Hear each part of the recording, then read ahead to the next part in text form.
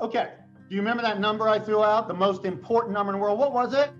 2 to 250 trillion. So, do you think Jerome Powell or Janet Yellen, thought I saw a putty cap, okay? You think they're fast enough on the draw to print that much money ahead of time fast enough? You think they're gunslingers? You think they got the to do that? And do you think people will let them? If after we just printed more money in 1 year and more fiscal stimulus than the whole past cycle, and we still fall into recession again? And that's the key. We have to fall.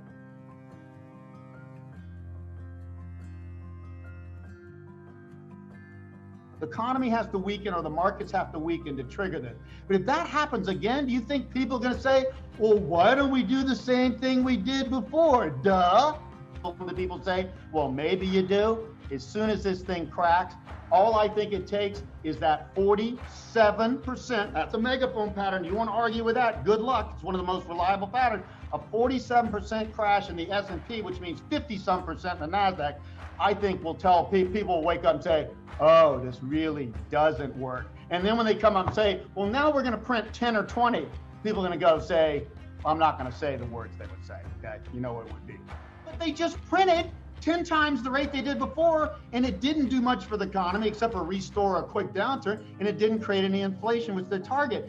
But somebody has to let it, they can't just print money. I mean, what if people start rioting in the streets and say, I'm sorry, you guys, we let you do this for 12 years and it failed.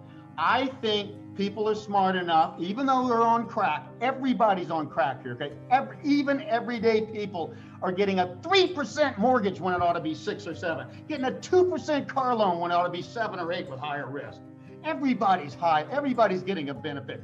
The economy has lower unemployment than would have had if we hadn't printed 30-some trillion and now tens of trillions of fiscal stimulus. So I think people will get it, but that is where I could be wrong.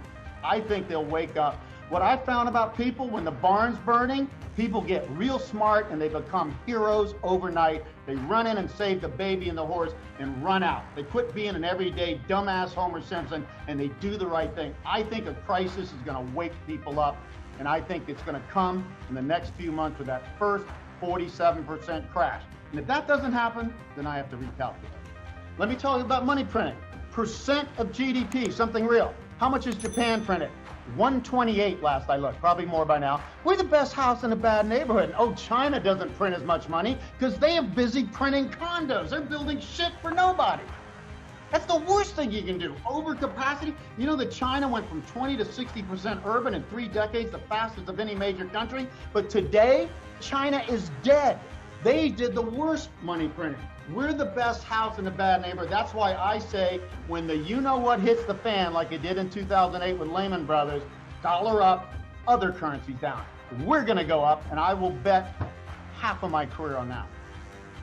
Not forever, just in the crisis. And the treasury bonds with them, up, not gold. Yeah, I think you've already seen most of the recovery because you had a big hit to spending. Businesses and consumers, businesses were failing.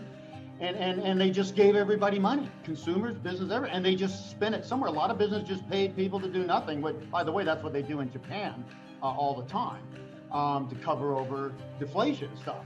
So I think you've already seen most of the recovery, even when the vaccine maybe starts to work increasingly. I think the economy is going to collapse before then. I think it's ready to collapse now, and I love Jeremy Grantham finally have somebody agreeing with me on that this bubble just can't go much further no matter what they do, because it's just hit that diminishing returns point and that euphoria point where everybody's going to invest is in, and then it turns the other way and there's no way to stop it. So I think that this is an illusion by the markets on crack.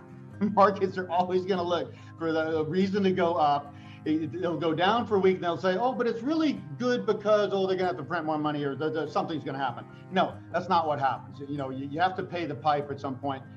The point I'm trying to make, and we haven't seen it yet, and when we see it, it'll become obvious. If we see it, and I do think we're going to see it, when deflation really sets in, it's this spiral you can't stop. Okay, debts start to fail, and then businesses start to fail, and that causes banks start to fail, and they both lay off people, and then people spend less, and then that causes more businesses and banks and loans. But that's what happened in the 30s. This thing spiraled down so quick. That's how 62, now that's a fact, 62% of private debt, right out of Dalio's chart, disappeared in a matter of most of that in a few years. And that, how do you fight that with inflation? There is no inflation to fight that. There is no money printing. There's no trick to fight that. Once that avalanche starts happening, see, everything's been to keep that at, don't let the market go down too much, don't let the economy slow too much. And they were really heroic on this. It's all to keep the avalanche from starting. Once it starts, and I'm just suggesting this, we'll see if it's right later. Once it starts, I say there's no stopping it. And then deflation will be everything Jim and I have been talking about.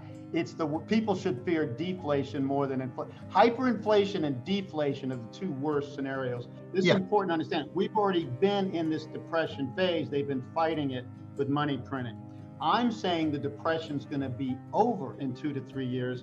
I say, I agree, gold will come out of this strong, and gold will boom for a long time into the next 30-year cycle, into the whole growth of Asia. So I'm just saying the next 2 to 3 years is going to be the backside 29 to 32 instead of the front side. We already had the front side GFC, like the 37, 38.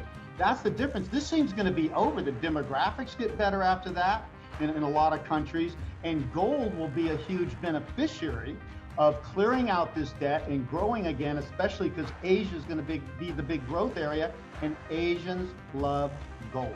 It's impossible to create high inflation. The demographics and high debt all argue for low inflation to deflation in the years ahead. I don't see how you create enough inflation to get gold to 12 to 15,000. Now, what I would see is possible if the collapse was severe enough, which I do see, by the way, obviously, is that if people say, well, wait a minute, we got to have some standard here, and it ain't going to be Bitcoin. Maybe 10, 20 years, it ain't going to be Bitcoin, okay?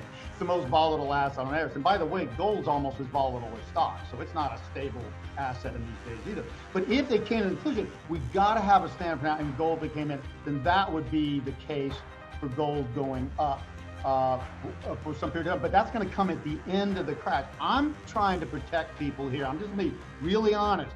For the next 2 to 3 years, what I call the crash of a lifetime, on a 90-year cycle that's the most potent, you've got to get through this, preserve your assets, and if you're in deflation-friendly investments like long-term treasuries, stuff, you can make money to have more money to invest at bargain prices in the best places, and it will. I'm sorry, I did say before, crystal clear, China's done. East Asia's had its boom. It is Southeast Asia and India, and there's more people in that part of Asia than the others, and it doesn't mean the other ones go bankrupt, they just don't grow as much. So you can still have, Asia is going to dominate the economy. I'll stand by that one because that's pure demographics.